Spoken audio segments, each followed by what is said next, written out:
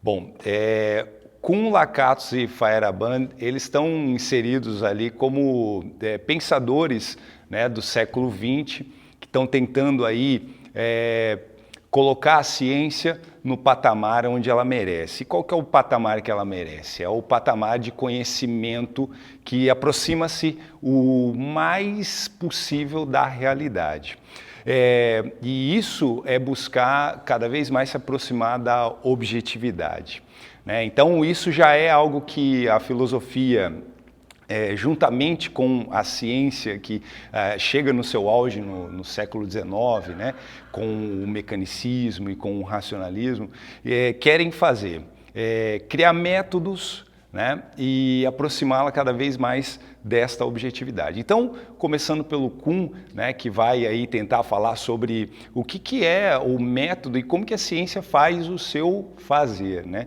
Justamente esse fazer da ciência que o Kuhn está preocupado. Lógico que antes dele vieram outros, várias escolas. Eu acho que o Popper é o mais ilustrativo aí de se pensar, porque eu tenho que lembrar que esses pensadores, eles não estão sozinhos no mundo e eles sempre são produtos do seu tempo e do seu espaço. Sempre estão tentando buscar aí responder algumas problemáticas do seu tempo.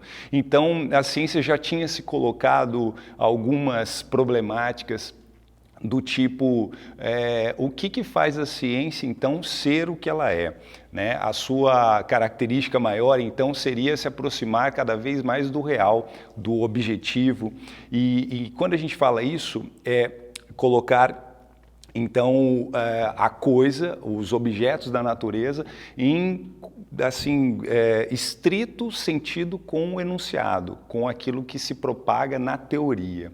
Tá? Então o que o Kuhn vai fazer? O Kuhn vai delinear então o que esse método científico fez ao longo do tempo.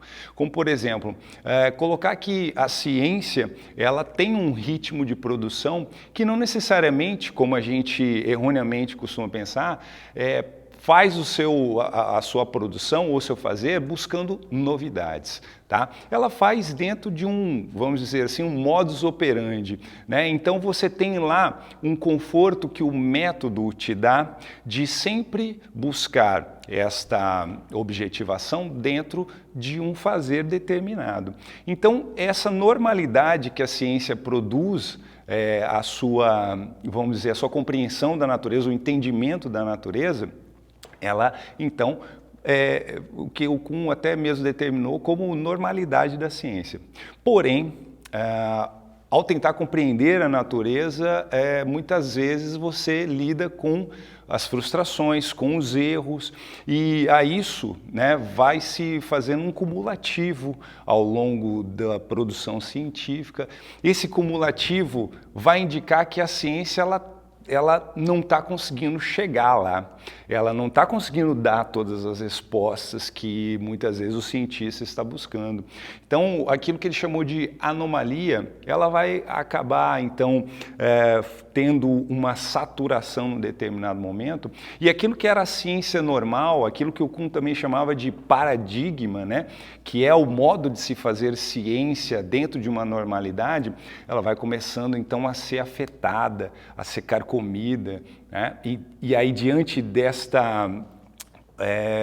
abalos, né, no modo de fazer normal, esse método, essa teoria começa a sofrer contestações, né?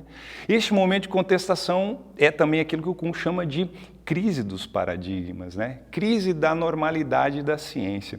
Então, isso ocorre de tempos em tempos. E isso está ligado com a longa duração da humanidade, né?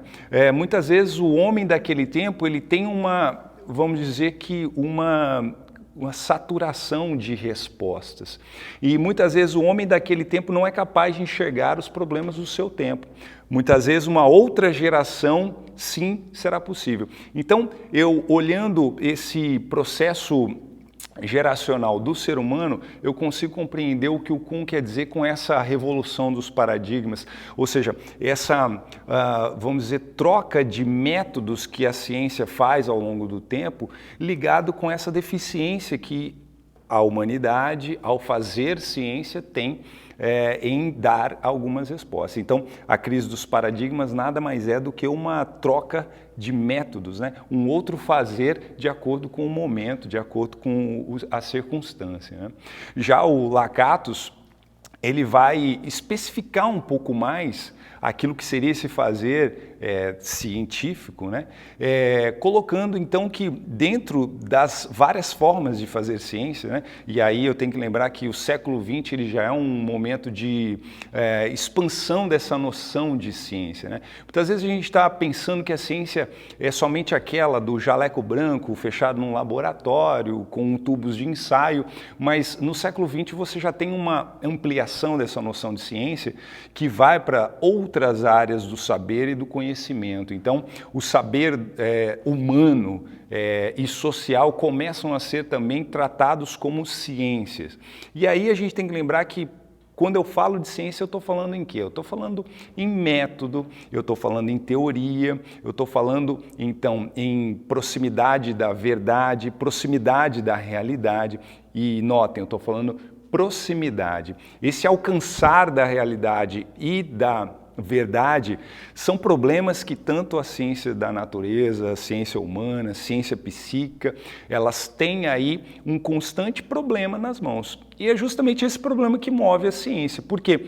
Porque a cada momento essas indagações aparecem, os cientistas têm que se colocar a pensar o seu fazer. Então o Lakatos ele vai analisar o que são então os programas de ciência, né? Os vários programas de ciência e as linhas que eles seguem, né? Então você tem, por exemplo, dentro das ciências físicas, né? Da física, perdão, o fazer dentro de uma linha da física mecânica clássica, ou então aquele outro programa que vai mais para a linha da ciência, então quântica e relativística. Então são métodos científicos que muitas vezes então divergem, né? Estão fazendo ambos ciência. Então esses programas, né, científicos que aparentemente são rivais, são eles que de certa forma movem o fazer científico justamente na contraposição de métodos. Não quer dizer que um é mais ou é menos ou é melhor ou é pior do que o outro. O fato é que estes com programas rivais, se colocam então dentro das suas bases, né, metodológicas, seguro do seu fazer, mas encontram fora deles então sempre uma barreira, um problema que se colocam dentro do seu próprio programa a ter que repensar o método e as teorias que fazem, né? O Feyerabend, ele vamos dizer assim, um pouco mais além, vamos dizer assim, um pouco mais revolucionário, no sentido de que ele chama a atenção de que a ciência, em vários momentos, ela precisa, né, extrapolar aquilo que o método diz, né? E aí, esse extrapolar do que o método diz, né, ser um pouco, aí usam-se muito um termo anarquia, né, da ciência, e aí eu preciso tomar cuidado com os termos e com os conceitos, porque existe uma banalização de vários conceitos, o de anarquia é um deles, né, pensar então em fazer loucuras, né, bagunçar a coisa, muito pelo contrário. A teoria sociológica, né, sobre o anarquismo, ela está ligada dentro de uma concepção de liberdade, de pensar numa sociedade mais libertária, onde o indivíduo exerce essa liberdade sem necessariamente o cabresto de um Estado. E quando ele traz essa noção de anarquia, né, dentro do fazer da ciência, ele está pensando o seguinte: o método, de certa maneira, coloca ali o cientista dentro de uma baia, né, onde ele tem que fazer dentro daquele procedimento. Não seguindo aquele procedimento, ele não está fazendo a ciência como ela deveria fazer. E aí o Feyerabend, ele chama a atenção de que em alguns momentos o cientista, ou por um equívoco, ou até mesmo pelo momento histórico em que se vive, ele deve transpassar aquilo que o método prega, né? Agora, a gente não pode se esquecer que esse transpassar do método, ele não quer dizer necessariamente, de acordo com o Feyerabend, de que nós devemos passar por cima dos princípios éticos do fazer ciência. Então, eu tenho que pensar que este transpassado método, ele jamais vai passar em cima do que é o princípio ético do fazer ciência. Tá? Então, sintetizando, esses três pensadores estão num contexto histórico que é de começo do século XX, é um momento de alavancar mais ainda o processo científico. Eu não posso esquecer das transformações sociais, econômicas que o mundo está passando por esse momento. O mecanicismo do século XIX, que impulsionou e muito, né, o fazer científico, ele passa por sérias contestações, até mesmo porque o resultado que essa ciência está trazendo, né, que é a máquina, a tecnologia propriamente dita, ela está impactando enormemente as sociedades em que esses pensadores estão inseridos. Então, pensar um pouco mais sobre um método em que leve em consideração não só o fazer, mas também o indivíduo que faz e por que é que ele faz, é também uma preocupação aí comum destes pensadores.